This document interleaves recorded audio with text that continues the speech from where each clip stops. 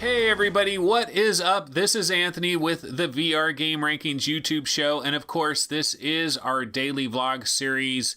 This is episode 117 for Tuesday, March 13th, and I gotta tell you guys, not a lot of heavy-hitting news stories today. In fact, this is probably one of the worst news story days that I can remember in I don't know how long. I actually was debating with myself whether I should even do a show today. That's how bad these news stories are. I've checked out Upload VR, I've checked out Road to VR, I checked out all the various subreddits, and there just isn't much going on. It's just really dead out there, not much news. But you know what? I figure I might as well try to scrape together some semblance of a show, just put something out there so we can continue the process, and then hopefully tomorrow it will be a lot better. So my apologies for today's show. This is not going to be one of the better VR Game Rankings episodes, I can tell you right now, but you know, we got to deal with what we have, right? So let's go ahead and get into the first story that I have for you. And when this is the lead news story of the day, you know it is a slow day. And so what is the lead story of the day? Well, the biggest heavy-hitting news headline is, oh my God, the HTC Vive Pro is going to have a proprietary cable. Oh my God, stop the presses. I mean, we need to get interviews of all kinds of people. I need to have tweets. I need to have videos. We need to have all kinds of information about this proprietary HTC Vive Pro cable. So basically, what is this all about? Well, a number of various developers have been getting their HTC Vive Pros recently, and so we've started to learn a little bit of information about some of the cables, the link box, and some of the little minor things that go along with the HTC Vive Pro. We've been starting to learn a little bit more about this, and so this was one of the lead topics, the lead threads on the HTC Vive subreddit. A lot of people talking about this proprietary cable. Now, on the one hand, the proprietary cable is good in a couple of minor ways. And so what is it good for? Well, first of all, you have the link box, and the existing HTC Vive link box has 3 plugs on the front of it, and it has 3 plugs on the rear of it. Now, one of those plugs is for power, one is for HDMI, and one is for USB. And so the front of it has 3 plugs, the back of it has 3 plugs. Now, why is this a problem? Well, it's somewhat of a problem because somebody that isn't really paying attention could accidentally plug their headset into the wrong side, and the wires that are supposed to go to the computer could be going to the head. You know, they could basically get it backwards, is what I'm trying to say here, because there's 3 slots on the front, 3 slots on the back. So it's pretty easy for somebody that isn't paying close enough attention. They could plug the wrong cables into the wrong side. So that's kind of a big, I mean, it's not really a big deal, but by going with this one proprietary cable, you'll never make this mistake, because basically your headset the HMD can only be plugged into the single side that just has that one slot just for the headset cable. So I guess there's a bit of a benefit there. Now, is there any other benefit? Well, the fact that they have a proprietary cable, what they can do with that is they can combine all the different things that they need into that one solid cable, and it would be one single cable all the way through. Now, of course, those of us that have had the HTC Vive 3-in-1 slim cable, not the very original one, but the slim one, those of us that have had that, it's pretty much one cable for most of the distance of the way there. And then when you get to the very end, it breaks into the 3 different pieces. And I don't think that's really that big of a deal. So I don't know that there's much of an advantage here by just having one solid cable the whole way through. Okay, So those could be the possible advantages of a proprietary cable. Now, if we get into the topic of disadvantages, there's actually quite a few. And of course, the biggest overall disadvantage is, what if something goes wrong? What if something goes wrong with this cable? This is a proprietary cable. So if something goes wrong, you have no other choice really but to go through HTC. And as we've seen already countless times over and over again, HTC customer support is not the greatest in the world. In fact, they're pretty much right there with Comcast, okay? Not the greatest customer support. In fact, I have a personal story that goes along with this. When I got my HTC Vive, everything was good. Playing my HTC Vive for a long time, everything was great. I had it for like 9 months or whatever. And then my 3-in-1 cable basically died on me. Okay. And this has happened to a lot of people. The original 3-in-1 cable that you had for the HTC Vive, there's been lots of problems with this. And a lot of people have had to replace that original 3-in-1 cable. And that's why they came out with a Slim. And there was a period of time, I went through a situation with HTC Vive support where I was unable to play my Vive for about 40 days. And it would have been way longer if I didn't take it upon myself to move heaven and earth to make sure that I would get a 3-in-1 cable a lot sooner. It could have been months and months and months if I didn't press the issue. But I jumped through a number of hoops and basically pressed the issue, and then I did get another 3-in-1 cable and everything worked out. But there was a 40-day period where I was unable to play my HTC Vive. Now technically it wasn't a proprietary cable, so technically I could have bought a long HDMI cable, I could have bought a long USB cable, I could have somehow figured out how to do the power cable as well.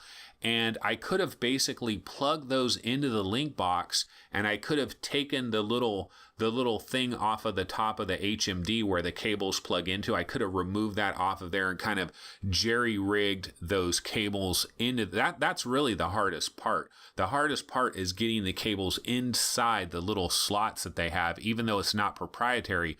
Trying to find an HDMI cable that will squeeze in there, trying to find a USB cable that will squeeze in there is actually very difficult, because I did explore that during the 40-day period when I had no use of my Vive. And so the disadvantage of this proprietary cable is, if you wanted to try to jump through those hoops and try to make it happen with kind of a do-it-yourself solution temporarily, you're pretty much going to be boned. You're not going to be able to do that. You're going to have to go through HTC. Now, what we have to hope is, with this proprietary cable, we have to hope that maybe there will be some outside companies that will look at this situation and be like, well, they got a proprietary cable now. We could probably reverse engineer that cable and make a substitute so that people will have an option to either extend that cable or replace it if something goes wrong. So possibly Monoprice or some other type of company out there that specializes in cables, they could look to do this. However, we don't know when that's going to happen. There could be a big delay between this being available and a company like Monoprice actually seeing an opportunity to provide the same kind of cable from another source outside of HTC. So that's kind of one of the downsides of having a proprietary cable. Not necessarily the most ideal situation, but again, this is not really a major disaster of any kind. Now where this does kind of become an issue, though, is for those of you that string your wires up onto the ceiling. If you run your wires up onto the ceiling and you're using kind of like a pulley system, that we talked about recently, to create almost like a wireless situation without having a wireless situation, and having your wires up there and using this pulley system to kind of get your wire up off of the ground and not have to worry about your wire. The downside of that is that most people that are doing that, they're extending their cable. And so they're having a longer HDMI cable, a longer USB cable, a longer power cable, and then they're running it up onto the ceiling, which will give them enough slack to be able to do that. Now with this proprietary cable, how do you extend it? Until Monoprice or somebody out there comes out with an extension, you're kind of screwed a little bit. Now what you could do is you could extend the cables that go from your PC to the link box, and then maybe you could actually put your link box on the ceiling and actually have it stuck on the ceiling, and then that would give you enough of a slack to be able to do what you need to do with the proprietary cable. So there are some issues with that. And then also you have a handful of people out there where they actually have their computer tower in a completely different room, maybe an adjacent room or whatever. And the Vive area, the area where they're playing, is in a different location, and they just use really long extension wires to make that whole thing happen. And for people that are in that kind of a situation, the proprietary cable could be a bit of an issue as well. So that's basically the story of the proprietary cable. And I can't believe that I just squeezed 10 minutes out of talking about a proprietary cable. That is absolutely incredible. Okay, so story number 2 is, well, speaking of this new link box, we do have a bit of information on the HTC Vive Pro link box. And once again, this is a major story. I mean, we got to go to video, we got to go to Twitter, we got to get everybody's reactions. This is a huge story. We need quotes from heads of company about, oh my God, this HTC Vive link cable, this link box, this is a huge deal. Again, obviously a very minor story, but this is what we're working with today. So as I was saying, there are a lot of developers in the industry that are getting their hands on Vive Pros right now. They're being sent Vive Pros, and they're kind of running them through their paces and figuring some different things out.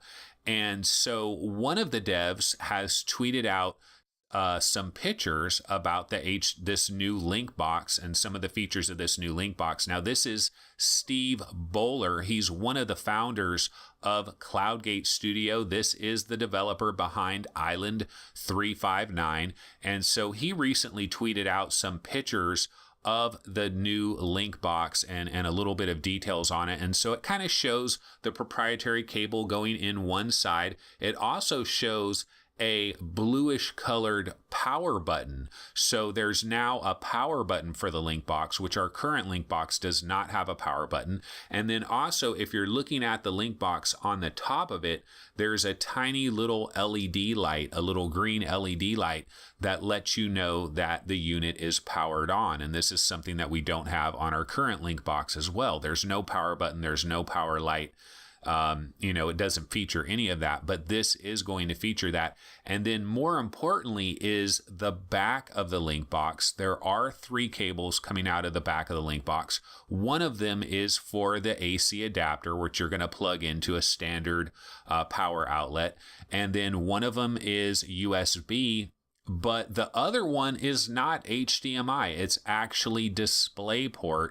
There is a mini DisplayPort plug that is on the back of the new link box, and it'll probably come with a short cable that converts the mini DisplayPort into a full-size DisplayPort connector, and then you just run whatever DisplayPort connector to the back of your video card, to the back of your GPU. And so there's not much of an issue here, because basically any GPU that you would be using with an HTC Vive Pro, you're going to have DisplayPort plugs available. In fact, you're probably going to have more of those plugs than you are HDMI plugs. So in a way, it's kind of a bonus that they're switching over to DisplayPort from HDMI. Now, is this a bandwidth issue? Are they doing this because of the higher resolution? No, they're not, because HDMI 1.4 does support enough bandwidth to handle this. And we know this from the Samsung Odyssey. The Samsung Odyssey uses a regular HDMI cable, a 1.4 HDMI cable that does support that bandwidth. So it's not a bandwidth issue. It's just basically a design issue to not have HDMI on the back of it. So, not really a big deal, although this could be somewhat of a big deal, again, from the standpoint where I was talking about somebody that has their PC located in another room. Let's say they bought a really high-end long HDMI cable that works really well. Well, now there isn't an HDMI plug on the back of on the back of the link box, so you're going to need some kind of little DisplayPort adapter, but not that big of a deal. But yeah, that's pretty much what's going on with some of those little details on the HTC Vive Pro. Okay, so let's go ahead and bounce into story number 3. This is another big banger of a story. Actually, this is a legitimate story, but it's a little bit old. This is a story from last week that I ultimately didn't end up using last week, but because it's so dead, I thought, let me look at some of these old stories and see if any of them have any relevance towards anything. And so this story is Microsoft. There was a blog post last week where they were talking about how they are going to have a spring update that could improve SteamVR performance for their mixed reality headsets. And so this is a blog update from Donna Sarkar, a software engineer for the Windows and Devices group. She posted this back on March 7th about an upcoming spring update for the Windows mixed reality platform that is going to improve a few minor things. Now, the big news story here is they claim that they've improved SteamVR performance for games that you're playing through SteamVR by allowing them to use significantly lower video RAM usage. So not sure exactly how they're achieving this, but apparently with significantly lower video RAM usage, they've been able to bump up the performance in SteamVR games. So if you happen to have an Acer HMD, or you have a Lenovo or a Dell or Samsung or any one of these HMDs, you might get a little bit of a performance boost in SteamVR games once this spring update goes live. Now, this update is only available for like insiders right now that have a very specific build of Windows, and then it will eventually be pushed through to everybody else. So we're going to have to wait a little bit. Another thing that they've added is haptic feedback to the motion controllers for SteamVR games. And this is huge. Like, this is a really big story from the standpoint that, are you telling me that all this time, if you played a SteamVR game on one of these Windows mixed reality headsets, you didn't get any rumble? There was no rumble for SteamVR games. You would have to get the game through, say, like the Microsoft Store or whatever for it to feature rumble. Like, that is crazy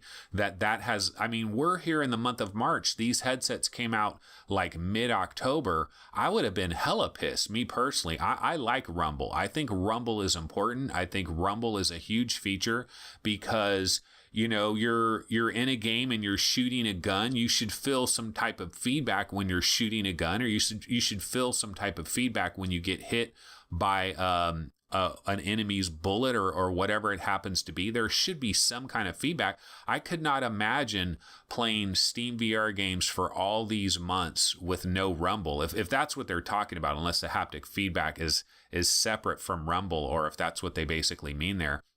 And then one other little bonus that is coming to Microsoft mixed reality headsets with this update is that there is going to be a new environment available. So we all know about the Cliff House environment, but Microsoft said all along that there is going to be a lot of different environments besides just Cliff House. That was just the first one.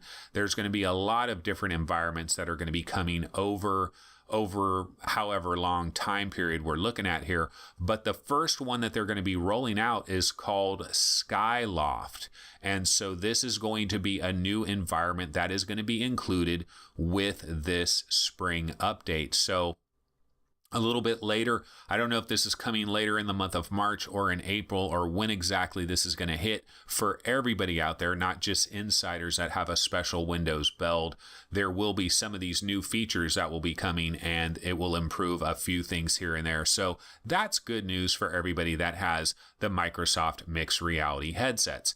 Okay, and then the last thing I wanted to talk about before I bounced out of here is I just wanted to mention that if you go to the VR Game Rankings website, we have recently updated the top 20 most wanted Oculus Rift games and the top 20 most wanted HTC Vive games. Those have been updated, and then we've added another ranking where it's the top 40 most wanted Oculus Rift games, and a top 40 most wanted HTC Vive games is also going to be coming in the next couple of days, but that one's not up there yet. But the Oculus one is up there, and the reason that we put that up there is because, like what I've been talking about, there are so many games that are coming this spring and also early summer. So many VR games are on their way over the next 6 to 9 months that we had to actually make a top 40, and it's a pretty legitimate top 40. And, you know, I can mention some of the games here. I mean, at the top of the list, we got like Skyrim VR expected probably in November. We got the Half-Life 2 VR mod that we're still waiting for. We're hoping April 2018 for that. Budget cuts, we're hoping April 2018. Marvel Powers United, we're hoping that this is going to show up at GDC as one of these demos, and maybe we'll get a date. Hopefully the date might be in April, say April 2018 for that. Resident Evil 7, we still hold out hope that Capcom is bringing a Resident Evil 7 to the PC VR platforms. I don't imagine that they're simply going to leave money on the table. That doesn't make sense. So eventually we're going to hear something about that. My hope is that maybe they're really redoing the game and adding legit motion controller support as well as room scale. That would be awesome. Echo Combat. You know, Echo Combat is coming. Now, we don't have a lot of information on Echo Combat. We basically have one screenshot. You have that kind of teaser trailer that doesn't actually show anything of this game, Echo Combat. But it's kind of like, you know how there's that game Space Junkies, which is also on this list, by the way. Echo Combat might be kind of competing head to head with Space Junkies because it's kind of a similar idea there. So, you know, we're looking forward to Echo Combat as well. Seeking Dawn from Multiverse Entertainment, we still have a lot of excitement for that.